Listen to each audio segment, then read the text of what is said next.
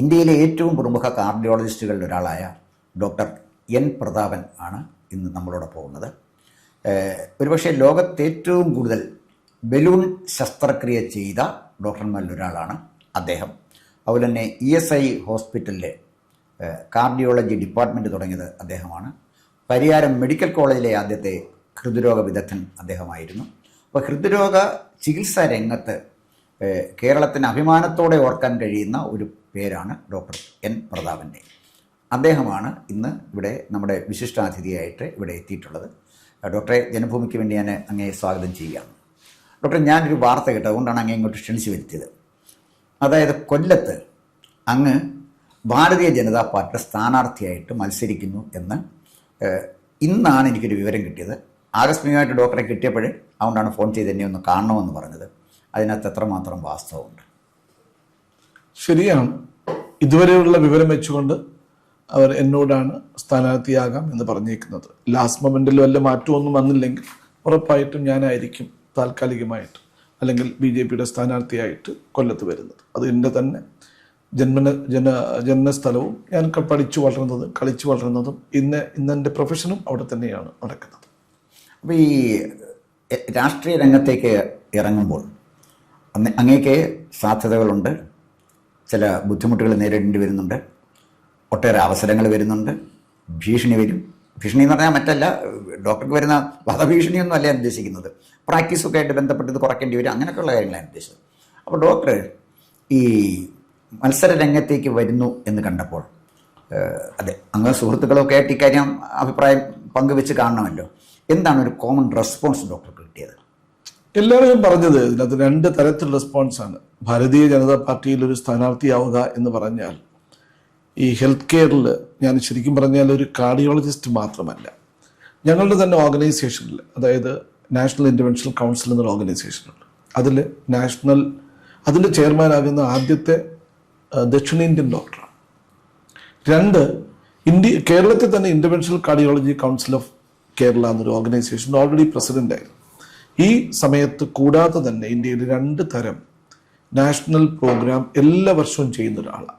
അതായത് young cardiologist below 5 ഇയേഴ്സിന് വേണ്ടിയും അവരെ ട്രെയിൻ ചെയ്യുന്നതിന് വേണ്ടിയുള്ള, പഠിച്ചു കഴിഞ്ഞിട്ട് ഇവരെങ്ങനെയാണ് പ്രാക്ടീസ് ചെയ്യണമെന്ന് അവരെ ബോധ്യപ്പെടുത്തുന്ന രീതി. പിന്നെ അതിസങ്കീർണ ബലൂൺ ശസ്ത്രക്രിയ, പ്രത്യേകിച്ച് 100% ബ്ലോക്ക് എങ്ങനെയാണ് ചെയ്യേണ്ടതെന്ന് പഠിപ്പിക്കുന്ന ഒരു ഗ്രൂപ്പുണ്ട്, ഇൻഡോ ജാപ്പനീസ് സിറ്റി ക്ലബ്. കഴിഞ്ഞ 13 കൊല്ലമായിട്ട് ഈ പ്രോഗ്രാം ഞാൻ നാഷണൽ ലെവലിൽ എല്ലാ വർഷവും ആദ്യത്തെ ജൂണിൽ നടത്തുന്നുണ്ട്. ഫെലോസ് ഇന്ത്യ ആദ്യത്തെ ജനുവരിയിൽ 2nd വീക്കിൽ നടക്കും. ഭയങ്കര ക്രൗഡാണത്. അപ്പം നമ്മൾ ഓർഗനൈസേഷണൽ സ്കിൽ ഓൾറെഡി പ്രൂവൺ ആണ്. നമ്മൾ ഈ പ്രാക്ടീസിനപ്പുറത്ത് ഒരു ഡോക്ടർക്ക്, എല്ലാവരും പറയും നമ്മളെല്ലാം തിരക്കുള്ളവരാണ്, പക്ഷെ നമുക്ക് ഒരുപാട് സമയം ബാക്കിയുണ്ട്. നമ്മൾ പലപ്പോഴും അനാവശ്യമായി കളയുന്ന സമയം, അല്പസമയം സമൂഹത്തിന് വേണ്ടി മാറ്റിവെച്ചാൽ അത് നല്ലത് തന്നെയാണ്. നമ്മളെപ്പോഴും ഞാൻ പറയാറുണ്ട്, പണ്ട് ഫഹദ് ഫാസിൽ അഭിനയിച്ചൊരു സിനിമയുണ്ട്. ആ സിനിമയിൽ ഈ ഒരു ഇന്ത്യൻ പ്രണയകഥ എന്ന് പറഞ്ഞു, അതിനകത്ത് അവൻ ഒരു നല്ല രാഷ്ട്രീയക്കാരനായിട്ട് ജീവിക്കുന്നതാണ് ആദ്യം കാണിക്കുന്നത്. അവസാനം ഗാന്ധിജി കൊടുത്തൊരു ബുക്ക്, എൻ്റെ സത്യാന്വേഷണ കഥകൾ എന്ന് പറഞ്ഞിട്ടുണ്ട്, ബുക്ക് കൊടുത്തിട്ട് പോയിട്ട് തിരിച്ച് അവൾ ഒരു 6 മാസം കഴിഞ്ഞ് അവനെ കാണുന്ന സമയത്ത് ഇവൻ പറയുന്നത്, ഇപ്പം ഞാൻ രാഷ്ട്രീയം നടത്തുന്നത് വൈകുന്നേരങ്ങളിൽ, എൻ്റെ രാവിലത്തെ വൈകുന്നേരം വരെയുള്ള ജോലി കഴിഞ്ഞുള്ള സമയത്താണ് ചെയ്യുന്നത്. അപ്പോൾ നമ്മളെയൊക്കെ ആശുപത്രിയിൽ ഇരുന്ന് പല രാഷ്ട്രീയക്കാരും പറയുന്നു, എന്താ തൊഴിൽ? രാഷ്ട്രീയം സാറേ. ഈ രാഷ്ട്രീയം ഒരു തൊഴിലാണ് എന്ന് വിചാരിക്കുന്നവർക്ക് ഒരു എതിരായൊരു അഭിപ്രായം സൃഷ്ടിക്കുക എന്നുള്ളത് 1. 2, എന്നെപ്പോലെ ഈ ആരോഗ്യരംഗത്ത് ചികിത്സ നടത്തിയ ഒരാൾ, ഞാനിപ്പോൾ എത്യോപ്യ പോലത്തെ ആഫ്രിക്കൻ രാജ്യങ്ങളിൽ നമ്മൾ ചെല്ലുമ്പോൾ കാണുന്നത്, അവിടെയൊക്കെ ഈ അല്ലെങ്കിൽ ഈ ഹാർട്ടിൻ്റെ അല്ലെങ്കിൽ ഈ ആരോഗ്യരംഗത്തെ മന്ത്രി അല്ലെങ്കിൽ ഹെൽത്ത് മിനിസ്റ്റർ ഒരു ഡോക്ടറാണ്, ഒരു ഗൈനക്കോളജിസ്റ്റ് ആയിരുന്നു ഞാൻ കണ്ടത്. വേറെ സ്ഥലത്ത് എത്യോപ്യ, കെനിയ, ടാൻസാനിയ പോലത്തെ രാജ്യങ്ങളിൽ പോലും അതാകുമ്പോൾ ഇന്നും നമ്മുടെ ഭാരതത്തിലും കേരളത്തിലുമൊക്കെ ഇത് കൈകാര്യം ചെയ്യുന്ന ഇതിനെപ്പറ്റി യാതൊരു വിവരവും ഇല്ലാത്തവർ. അപ്പം ഞാൻ അവരെ വിവരമില്ലാത്തവരെന്ന് എഴുതിത്തള്ളിയല്ല. അപ്പം ഇതിനകത്ത് ഈ വിവരമുള്ളവർ എന്നാൽ സാമൂഹ്യ പ്രതിബദ്ധത ഉള്ളവരാവണം. അങ്ങനെയുള്ള ഒരാളിനെ ഈ തരത്തിൽ മുകളിലെത്തിക്കാൻ പറ്റിയാൽ നമ്മുടെ രാജ്യത്തിൻ്റെ ഭാവി ശോഭന ബാബു. ഒരു പ്രധാനമന്ത്രി അല്ലെങ്കിൽ ഒരു ഹോം മിനിസ്റ്റർ അല്ലെങ്കിൽ ഒരു PWD മിനിസ്റ്റർ പോലെ അല്ല ആരോഗ്യവും വിദ്യാഭ്യാസവും. ഇതിന് രണ്ടിനും ഒരു സംസ്ഥാനത്തിൻ്റെ, ഒരു രാജ്യത്തിൻ്റെ മുഴുവൻ ഭാവി തലമുറയെ അല്ലെങ്കിൽ ആരോഗ്യ സംവിധാനം ഒരു നാടിൻ്റെ തന്നെ ആരോഗ്യത്തെ സൂചിപ്പിക്കുന്നത്. അതിന് വ്യക്തമായൊരു കാഴ്ചപ്പാട്. ഈ രണ്ട് സാധനവും തൊഴിൽ രാഷ്ട്രീയമാണ് എന്ന് പറയുന്നവരെ എതിർക്കുക. രണ്ട്, നമുക്ക് വിദ്യാഭ്യാസം, നമ്മൾ പഠിച്ച സാധനം പ്രാക്ടീസ് ചെയ്യാൻ നമ്മളുടെ മേഖലയിൽ അല്ലാതെ തന്നെ പറ്റും എന്ന് കാണിക്കുക. ഇത് രണ്ടുമാണ്. ഇത് ഒരു വശത്തിലുള്ള, അപ്പോൾ ഇത് കൊള്ളാമെന്ന് പറയുന്നവർ ഇതാണ്. ഇതിന് പ്രത്യേകിച്ച് BJP പോലത്തെ ഒരു രാഷ്ട്രീയ പാർട്ടിക്ക്, അവരിൽ പല ഇപ്പോൾ പലരും മന്ത്രിമാർ, രാജ്യസഭ MP മാർ, ലോക്സഭ MP മാരല്ല. അവരെന്തുകൊണ്ടെന്ന് വെച്ചാൽ അവർക്ക് ലോക്സഭയിൽ നിന്ന് ചിലപ്പോൾ ജയിക്കാൻ പറ്റാത്തതുകൊണ്ടായിരിക്കാം, അവരുടെ നോളജിനകത്ത് അത് പറ്റാത്തതുകൊണ്ടായിരിക്കാം, പക്ഷെ അവരുണ്ട്. രണ്ടാമത്തത്, എൻ്റെ വേറൊരു വിഭാഗം പറയുന്നത്, ഇത്രയും നന്നായിട്ട് പ്രാക്ടീസ്, സാർ ആദ്യം പറഞ്ഞില്ലേ, ഇത്രയും നന്നായിട്ട് പ്രാക്ടീസ് ചെയ്യുന്ന ഞാൻ ഇതിന് ഇറങ്ങണോ എന്ന് ചോദിച്ച് എന്നെ അലോസരപ്പെടുത്തുകയും എന്നെ വിഷമിപ്പിക്കുകയും ചെയ്യുന്ന ഒരു വിഭാഗമുണ്ട്. പ്രത്യേകിച്ച് എൻ്റെ മകളൊക്കെ ഇപ്പം MCA ചോങ്കോ സർജറി ചെയ്യുന്ന, നമ്മൾ മിനങ്ങാന്നോട്ടിൻ്റെ അടുത്ത് പറയുകയാണ്, അച്ഛാ ഇതൊരു മണ്ടത്തരമല്ലേ, അപ്പോൾ എന്ന് ചോദിച്ച് എന്നെ വിഷമിപ്പിക്കുന്നവരുണ്ട്. പിന്നെ ഞാനത് കേൾക്കാൻ തയ്യാറാവുന്നില്ല. ഇത് സാറായിരുന്നു ഇത് ഫേസ് ചെയ്യുന്നെങ്കിൽ എൻ്റെ സ്ഥാനത്ത്, സാർ എങ്ങനെ അതിനെ കാണും? ഇത് ഡോക്ടർ വളരെ വ്യക്തമായും കൃത്യമായും പറഞ്ഞു. ഒന്നാമത്തെ കാര്യം, ചിന്തകൻ്റെ പേര് ഞാൻ ഓർക്കുന്നില്ല, ഒരു ഗ്രീക്ക് ചിന്തകനാണ് പറഞ്ഞത്, വിദ്യാഭ്യാസവും സംസ്കാരവും ഉള്ളവർ രാഷ്ട്രീയത്തിൽ നിന്ന് മാറി നിന്നാൽ ആ സ്ഥാനത്തേക്ക് ക്രിമിനലുകൾ വരും. ഈ ക്രിമിനലുകളായിരിക്കും പിന്നെ നിങ്ങളെ ഭരിക്കുന്നത്.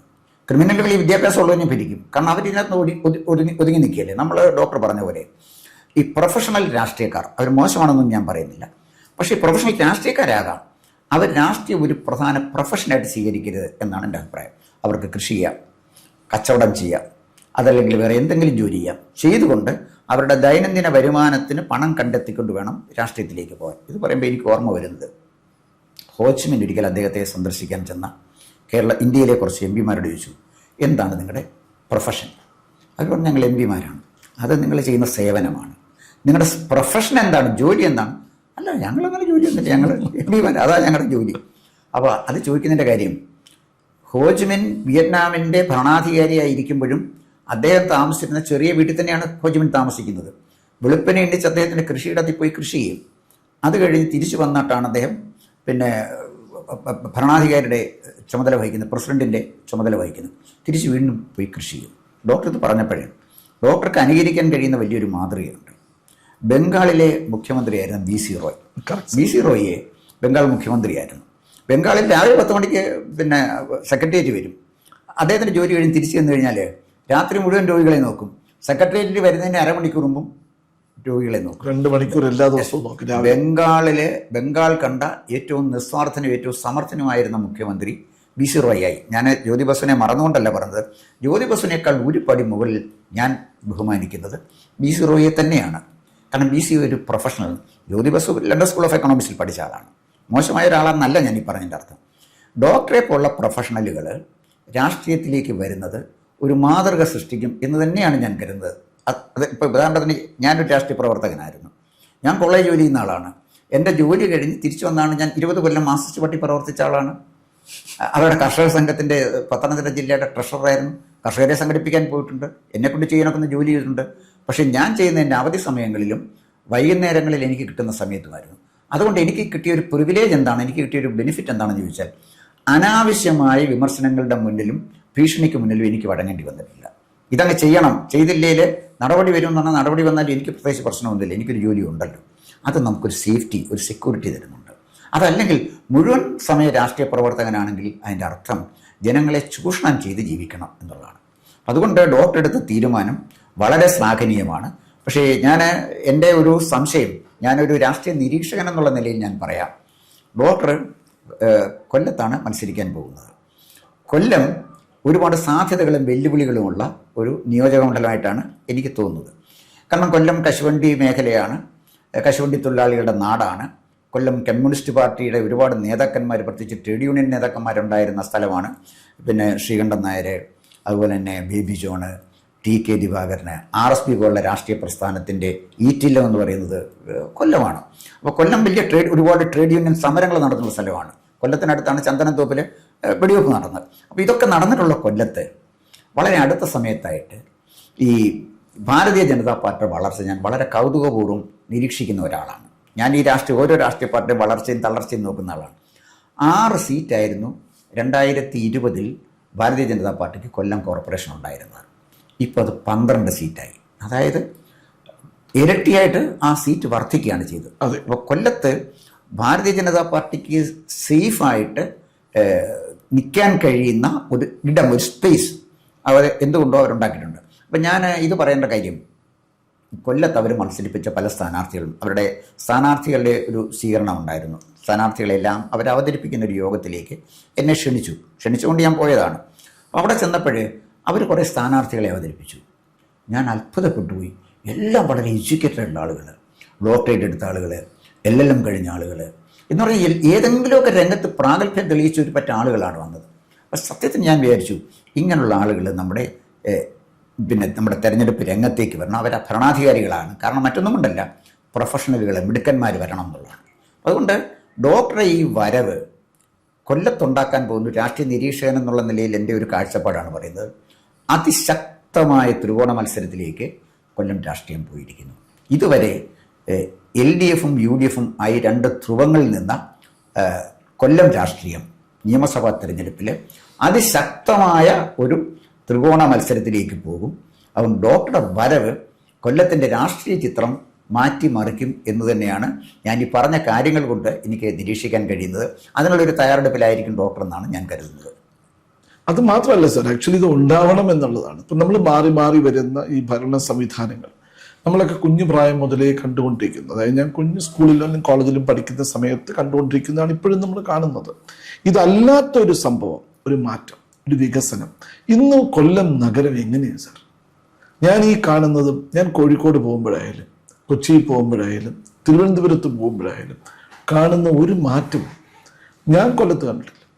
കൊല്ലത്ത് വരുമ്പോഴത്തേക്ക് ഞാൻ എപ്പോഴും പറയും, കൊല്ലം, ആലപ്പുഴ, ചില ജില്ലകളുണ്ട്, ഈവൻ പത്തനംതിട്ടയിലും ഇടുക്കിയിലും വയനാട്ടിലുമുള്ള ഡെവലപ്മെന്റ് പോലും ഇല്ലാത്ത സ്ഥലങ്ങളുടെ കണക്കെടുത്താൽ അതിന് കൊല്ലവും ആലപ്പുഴയും ഏറ്റവും മുൻപന്തിയിലായിരിക്കും. നമുക്ക് ഒരു നല്ല സ്ഥലം എന്ന് പറയുന്ന ഒരു സാധനം ക്രിയേറ്റ് ചെയ്യാൻ ഇന്ന് വരെയും കൊല്ലത്തിന് പറ്റിയില്ല. പക്ഷെ കൊല്ലം സാർ നോക്കിയാൽ വർഷങ്ങൾക്ക് മുമ്പ് കേരളത്തിലെ തന്നെ ഏറ്റവും വലിയ വ്യാവസായിക നഗരം, ആദ്യത്തെ തുറമുഖം, ആദ്യത്തെ എയർപോർട്ട് എന്ന് പറഞ്ഞ എല്ലാത്തിനും ഒന്ന്, ഏറ്റവും നീളം കൂടിയ റെയിൽവേ സ്റ്റേഷനുള്ള 2ാമത്തെ സ്റ്റേഷൻ കേരളത്തിലെ കൊല്ലത്താണ്. ഇതെല്ലാം ഉണ്ടെങ്കിലും പക്ഷെ കൊല്ലം വരുമ്പോഴത്തേക്ക് നമ്മൾ കാണുന്ന ഡൾ സ്പേസ് ആണ്.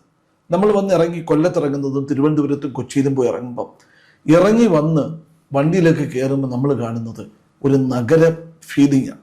നമ്മളെ അവിടുത്തെ കൊല്ലത്തിൻ്റെ പേര് നഗരമെന്നാണെന്നേ ഉള്ളൂ, പക്ഷെ അതിപ്പോഴും ഒരു മുനിസിപ്പാലിറ്റിയേക്കാൾ താഴെയാണ്.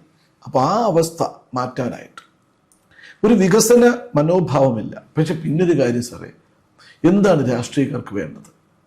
നമ്മളെല്ലാം താഴ്ന്നിരുന്നാൽ, എല്ലാവരും താഴ്ന്നയാണെങ്കിൽ ഇന്നും നമ്മളെ ഡിപ്പെൻഡൻസി ക്രിയേറ്റ് ചെയ്യാൻ പറ്റും.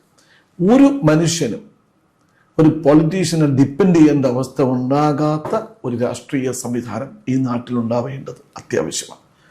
അതിന് നമുക്ക് എന്തൊക്കെ ചെയ്യാം?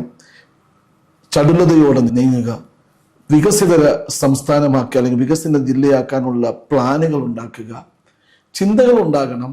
എല്ലാവരുടെയും ചിന്തകളെ സ്വരൂപിച്ചുകൊണ്ട് ഞാൻ പറഞ്ഞില്ലേ, നമ്മളൊക്കെ കോൺഫറൻസ് നടത്തുമ്പോൾ നമ്മൾ എന്തോ ചെയ്യുന്നത്, ഓരോരുത്തരെ ഏൽപ്പിക്കും, എല്ലാം കൂടെ എത്തിക്കുക എന്നുള്ളതാണ് നമ്മൾ ചെയ്യുന്നത്. ഇവിടെ സാധാരണ ബുദ്ധിജീവികൾക്കൊന്നും ഒരു ക്രോഡീകരണവും ഇല്ല. അവരവരെ ജോലി ചെയ്തിട്ട് അത് മാറ്റണം എന്നുള്ളതും അതും ഒരു സാർ പറഞ്ഞതൊക്കെ കൊല്ലത്ത് അങ്ങനെ ഒരു ശക്തമായ ത്രികോണ മത്സരം വന്നു കഴിഞ്ഞ് ജനങ്ങളിൽ ബോധമുണ്ടാക്കുന്ന ഒരു ചലനമെങ്കിലും എനിക്ക് സൃഷ്ടിക്കാൻ കഴിയും എന്നാണ് ഞാൻ വിചാരിക്കുന്നത്. ഡോക്ടർക്ക് മുന്നലേ ജനങ്ങളെ സേവിക്കണമായിരുന്നെങ്കിൽ 2 മുന്നണികളല്ലാതെ ഉണ്ടായിരുന്നു. ഇടതുപക്ഷ മുന്നണി ഉണ്ടായിരുന്നു, UDF ഉണ്ടായിരുന്നു. ഈ 2 മുന്നണികളും ഡോക്ടർ വർഷങ്ങളായിട്ട് കൊല്ലത്ത് പ്രാക്ടീസ് ചെയ്യുന്ന ഡോക്ടറാണ്. കൊല്ലത്ത് ഏറ്റവും ജനകീയനായ ഡോക്ടറാണ്. ഞാൻ തന്നെ പല പ്രാവശ്യം പല കാര്യങ്ങൾക്കായിട്ട് ഡോക്ടറെ വന്നു കണ്ടിട്ടുണ്ട്. ഏത് സമയത്തും ആർക്കും കയറി കാണാവുന്ന ഡോക്ടറാണ്. വളരെ ജനകീയനാണ്, ഒരു ജാടയുള്ള ആളല്ല, ആളുകളെ ചേർത്ത് നിർത്തി കൊണ്ടുപോകുന്ന ഒരു ഡോക്ടറാണ്. അതുകൊണ്ട് തന്നെയാണ് ഡോക്ടറെ പ്രസക്തി അത് തന്നെയാണ്.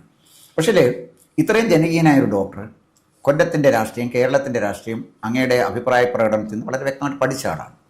എന്തുകൊണ്ട് LDF UDF മത്സരിക്കാൻ തിരഞ്ഞെടുക്കാതെ ഈ NDA അല്ലെങ്കിൽ BJP നയിക്കുന്ന മുന്നണിയെ അങ്ങ് തിരഞ്ഞെടുക്കാനുള്ള കാരണം എന്താണ്? സാർ, ഇത് നമ്മളിപ്പോൾ ഹിസ്റ്ററിയിലേക്ക് പോകണം. ഞാൻ ഈ 1989 മുതൽ 92 വരെയാണ് ഈ നമ്മുടെ അഹമ്മദാബാദിൽ BJ മെഡിക്കൽ കോളേജിലാണ് MD മെഡിസിൻ പാസ്സായി. MBBS-ഉം DM-ഉം ട്രിവാൻഡ്രത്ത് പഠിച്ചപ്പോൾ MD പഠിച്ചത് അഹമ്മദാബാദ്, ഓൾ ഇന്ത്യ എൻട്രൻസ് വഴി.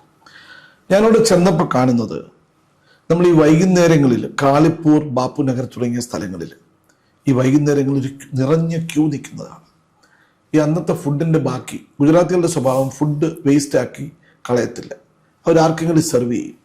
അപ്പം നമ്മൾ ആ റോഡിലൂടെ യാത്ര ചെയ്യുമ്പോൾ ഇവരിങ്ങനെ ക്യൂ നിൽക്കും ഭിക്ഷക്കാരുടെ.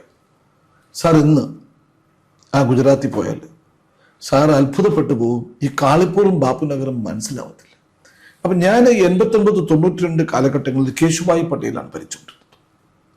അന്ന് ആ 3 കൊല്ലത്തിൽ 2 മാസം ഞാൻ ഹോസ്റ്റലിൽ നിന്ന് ഇറങ്ങിയിട്ടില്ല. കാരണം റയട്ടാണ്, ഹിന്ദു മുസ്ലിം റയട്ട്, ഭരിക്കുന്നത് കോൺഗ്രസ്. അപ്പം നമ്മൾ ഈ പറയുന്ന നമ്മൾ കേൾക്കുന്ന ഈ രാഷ്ട്രീയത്തിലെ മുസ്ലിം ഹിന്ദു അടി എന്നൊക്കെ പറയുന്നില്ലേ, ഇതെല്ലാം നടന്നത് ഇവരുടെ സമയത്താണ്.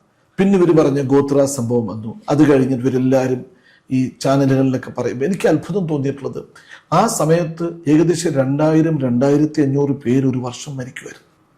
ഇന്നത്തെ ഇന്ത്യൻ പ്രൈം മിനിസ്റ്റർ മുഖ്യമന്ത്രിയായ ശേഷം ഈ റയട്ട് എന്ന സാധനം ഇല്ലാതായി എന്ന് പറഞ്ഞ് അദ്ദേഹം മത്സരിച്ച മണിനഗർ എന്ന മണ്ഡലത്തിൽ മലയാളികൾ ഏകദേശം 20%, മുസ്ലിങ്ങൾ നല്ല പോപ്പുലേഷനുള്ള സ്ഥലത്ത് അദ്ദേഹം തൊട്ടടുത്ത എതിരാളിയെ വൻ മാർജിന് തോൽപ്പിക്കണമെങ്കിൽ അതിൻ്റെ അർത്ഥം ആ ജനങ്ങൾ ആഗ്രഹിച്ച വികസന ചിന്തകൾ, നമ്മൾ പറയത്തില്ലേ നമ്മൾ ലിറ്ററേറ്റ് ആയിട്ട് 99%, 100% എന്നൊക്കെ, നമുക്കില്ല സാർ.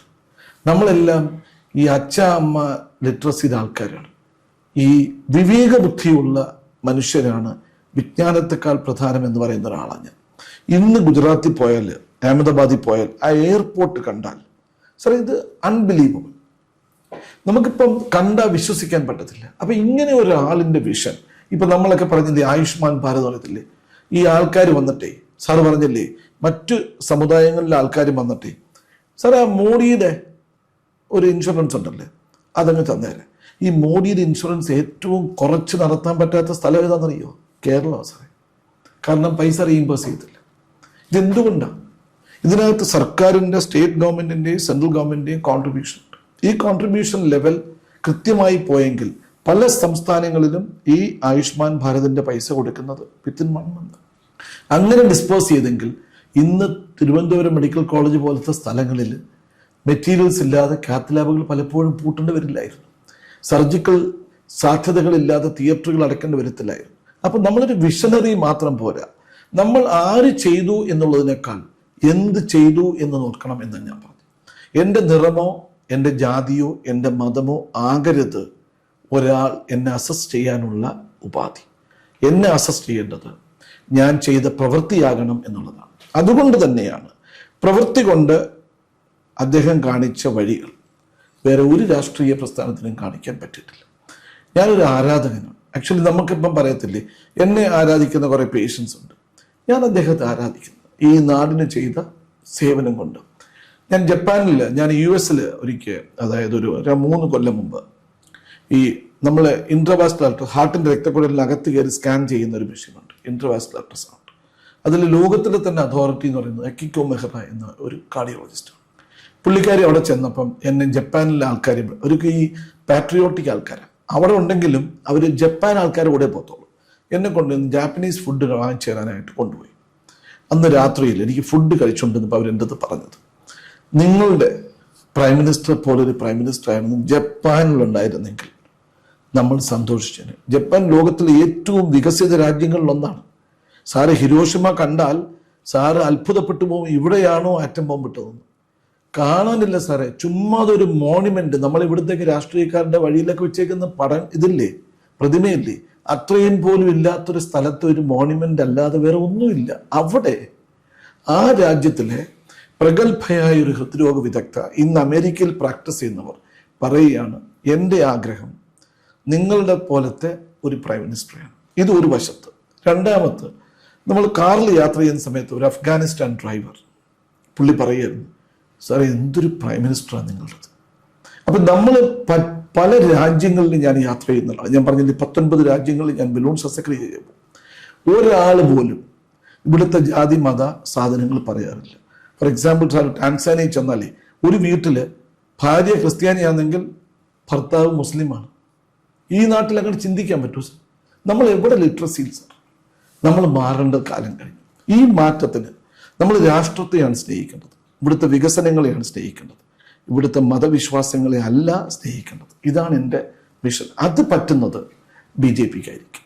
അതുകൊണ്ടാവണം ഞാൻ ഇത്രയും കാലത്തിന് ശേഷം ഇറങ്ങാൻ തയ്യാറായത്. വളരെ വളരെ കൺവിൻസിങ് ആയ ഒരു മറുപടിയാണ് ഡോക്ടറുടെ. കാരണം എന്തുകൊണ്ട് LDF എടുത്തില്ല, എന്തുകൊണ്ട് UDF എടുത്തില്ല എന്നതിലേക്ക് പോകാതെ എന്തുകൊണ്ടാണ് BJP എടുത്തതെന്നാണ് അങ്ങ് മറുപടി പറഞ്ഞത്. അതിനകത്ത് വളരെ ക്ലിയറാണ് മറുപടി. അത് തീർച്ചയായിട്ടും നരേന്ദ്രമോദിയുടെ നേതൃത്വത്തിൽ ഈ 2014 മുതൽ 2026 വരെ ഇന്ത്യ അച്ചീവ് ചെയ്തത് വലിയ വികസനങ്ങളാണെന്നുള്ളതിൻ്റെ കാര്യത്തിൽ തർക്കമൊന്നുമില്ല. അത് തീർച്ചയായിട്ടും വികസനത്തിനെ വികസനമായി കാണുകയും ഗവൺമെൻറ് എടുത്ത നടപടികളിലെ വീഴ്ചകളുണ്ടെങ്കിൽ അതിനെ വിമർശിക്കുകയും ചെയ്തൊരു പ്രതിപക്ഷമാണ് യഥാർത്ഥത്തിൽ ഇന്ത്യക്ക് ആവശ്യം. അതുണ്ടായില്ല, അത് പോകട്ടെ, ഇനി എന്തെങ്കിലും ഉണ്ടാവും അത്. പക്ഷേ എന്തായാലും ശരി, അങ്ങയുടെ വിദേശ സഞ്ചാരങ്ങളിൽ ഇന്ന് കിട്ടിയ അനുഭവം, അവിടുത്തെ ആളുകളുമായിട്ട്, അവിടുത്തെ ഒരു ഡോക്ടറാണ് പറയുന്നത് ജപ്പാനിലെ മോദിയെ പോലെ ഒരാളിനെ കിട്ടി. കഴിഞ്ഞ കുറച്ചു കാലം മുമ്പ് പാകിസ്ഥാനിലെ ഒരു ചെറുപ്പക്കാരൻ പറഞ്ഞതായിട്ട് ഒരു ചാനലിൽ ഞാൻ കണ്ടു. ഞങ്ങൾക്ക് ആവശ്യം മോദിയെ പോലൊരു പ്രൈം മിനിസ്റ്ററാണ്. പാകിസ്ഥാനി പറയുന്നതാണ്, ഞങ്ങൾക്ക് ആവശ്യം മോദിയെ പോലൊരു പ്രൈം മിനിസ്റ്ററാണ്. അപ്പോൾ മോദിയെ ലോകം മുഴുവൻ ആദരിക്കുന്ന ഒരു പ്രധാനമന്ത്രിയാണ്. 30 രാജ്യങ്ങൾ അദ്ദേഹത്തെ അവരുടെ ഏറ്റവും പരമോന്നതമായ പുരസ്കാരം കൊടുത്ത് അംഗീകരിച്ചിട്ടുണ്ട്. അങ്ങ് പറഞ്ഞു ടാൻസാനിയയിലാണ് ക്രിസ്ത്യാനിയും മുസ്ലിമും ഉള്ള കണ്ടത്. മുസ്ലിങ്ങളുടെ മെക്കയും മദീനയും നിൽക്കുന്ന സ്ഥലമാണ് സൗദി അറേബ്യ. അവരുടെ ഏറ്റവും വലിയ പുരസ്കാരം, നമ്മുടെ ഭാരതരത്ന പോലുള്ള പുരസ്കാരമാണ് king Abdul Aziz award. King Abdul അസീസാണ് ആധുനിക സൗദി അറേബ്യയുടെ ശില്പി. ആ അവാർഡ് കൊടുത്ത് ആദരിച്ചത് മോദിയാണ്. പാലസ്തീൻ, അവരുടെ red collar of the state of പാലസ്തീനുള്ള അവാർഡ് കൊടുത്തിരിക്കുന്നത് മോദിക്കാണ്. ഇസ്രായേൽ ഇപ്പോൾ കഴിഞ്ഞ ദിവസമാണ് അവർ അവാർഡ് കൊടുത്തത്. ഇസ്രായേലും പാകിസ്ഥാനും ഒരുപോലെ അവാർഡ് കൊടുത്ത് ആദരിക്കുന്ന ഒരാൾ. ഇറാൻ പ്രധാനമന്ത്രിക്കും അതുപോലെ തന്നെ അമേരിക്കൻ പ്രസിഡന്റിനും ഇസ്രായേൽ പ്രധാനമന്ത്രിക്കും ഒരുപോലെ സംസാരിക്കാൻ കഴിയുന്ന ഇന്ത്യൻ പ്രധാനമന്ത്രി. പുടിനോട് സംസാരിക്കുമ്പോൾ തന്നെ അതേ ഇതിൽ ട്രംപിനോടെയും സംസാരിക്കുക. അപ്പം അസാധാരണമായ സ്ഥിതിവിശേഷമുള്ള അദ്ദേഹത്തിൻ്റെ വികസനത്തോടെ അങ്ങ് കാണിക്കുന്ന ഒരു താല്പര്യം തീർച്ചയായിട്ടും തിരഞ്ഞെടുക്കപ്പെട്ടാൽ കൊല്ലം പട്ടണത്തിൽ ഉണ്ടാകണം. ഞാൻ കൊല്ലം പട്ടണത്തിൽ താമസിക്കുന്ന ഒരാളാണ്. എനിക്ക് അങ്ങയോട് ഓർമ്മിപ്പിക്കാനുള്ളത്, എൻ്റെ ചെറുപ്പത്തിലൊരു സിനിമ ഉണ്ടായിരുന്നു, ഓടയിൽ നിന്നാണ് സിനിമയുടെ പേര്. അന്ന് സത്യന് ഒരു റിക്ഷ വലിച്ചുകൊണ്ട് പോകുന്ന റിക്ഷയാണ്. അന്ന് കൊല്ലം പട്ടണം മുഴുവൻ ആ സിനിമയിൽ കാണിക്കുന്നുണ്ട്. എപ്പോഴെങ്കിലും ഓടയിൽ നിന്ന് ഒന്ന് കാണാൻ അങ്ങേക്ക് സമയം കിട്ടിയാൽ, സത്യൻ ഓടയിൽ നിന്ന് പറയുന്ന സിനിമ ഷൂട്ട് ചെയ്യുന്ന കൊല്ലത്ത് നിന്ന് കാര്യമായ ഒരു മാറ്റവും ഇപ്പോഴും ഉണ്ടായിട്ടില്ല. പതിറ്റാണ്ടുകൾ 4-5 കഴിഞ്ഞു. അപ്പം കൊല്ലം പട്ടണം ലോകത്തിലെ ഏറ്റവും പ്രാചീനമായ പട്ടണമാണ്. ഇന്ത്യയിലല്ല, ലോകത്തിലെ ഏറ്റവും പ്രാചീനമായ പട്ടണങ്ങളിലൊന്നാണ്. ചൈനീസ് ഷിപ്പുകൾ വന്ന് അടുത്തിരുന്ന കെട്ടിടമാണ്. ചീനക്കട എന്ന് പറയുന്നത് ചൈനയായിട്ട് ബന്ധപ്പെട്ടാണ്. കടപ്പാക്കട എന്നാൽ കടൽപ്പാവിക്കുന്ന സ്ഥലമാണ്. അപ്പോൾ കൊല്ലത്തിന് വലിയൊരു ചരിത്രമുണ്ട്. പഴയ ഏറ്റവും പഴക്കമുള്ള മുസ്ലിം പള്ളികളിലൊന്ന്, ഏറ്റവും പഴക്കമുള്ള ക്രൈസ്തവ ദേവാലയങ്ങളിലൊന്ന്, ഏറ്റവും പഴക്കമുള്ള ഹൈന്ദവ ദേവാലയം, ഇതൊക്കെ നിലനിൽക്കുന്ന ആംഗ്ലോ ഇന്ത്യൻസ് ഒക്കെ ഉള്ള സ്ഥലം. അപ്പോൾ കൊല്ലത്തിൻ്റെ സമഗ്രമായ വികസനത്തിന് സഹായകമായ പദ്ധതി, ഒന്ന് ഒരു ഡോക്ടർ എന്നുള്ള നിലയിൽ അങ്ങയുടെ ഒരു എക്സ്പീരിയൻസ് ആരോഗ്യരംഗത്തുണ്ടാക്കാൻ പറ്റും. പിന്നെ മറ്റ് രാജ്യങ്ങളൊക്കെ സഞ്ചരിച്ച് അങ്ങേക്ക് കിട്ടിയ അനുഭവങ്ങൾ, ഇതിലെല്ലാം ഉപരിയായിട്ട് നരേന്ദ്രമോദിയുടെ വികസന നയത്തോടുള്ള അങ്ങയുടെ താല്പര്യം കൊല്ലം നിയോജക മണ്ഡലത്തിന് അടിസ്ഥാനപരമായ മാറ്റങ്ങൾക്ക് വഴി തുറക്കട്ടെ എന്ന് ആശംസിക്കുന്നു. അങ്ങേക്ക് എല്ലാ വിജയങ്ങളും ഉണ്ടാകണമെന്ന് പ്രാർത്ഥിച്ചുകൊണ്ട് ഈ തിരക്കിനിടയിൽ ഈ ഇൻ്റർവ്യൂ വന്ന് ഞങ്ങൾക്ക് തന്നതിൽ വളരെയധികം സന്തോഷമുണ്ട്. നന്ദി, നമസ്കാരം. നന്ദി സാർ. കൂടുതൽ വാർത്തകളും വിശേഷങ്ങളും നേരിട്ട് ലഭിക്കാൻ ജനങ്ങളിൽ നിന്ന് ജനങ്ങളിലേക്ക് ജനഭൂമി ന്യൂസ് സബ്സ്ക്രൈബ് ചെയ്യൂ. ബെൽ ബട്ടൺ അമർത്താനും മറക്കരുത്.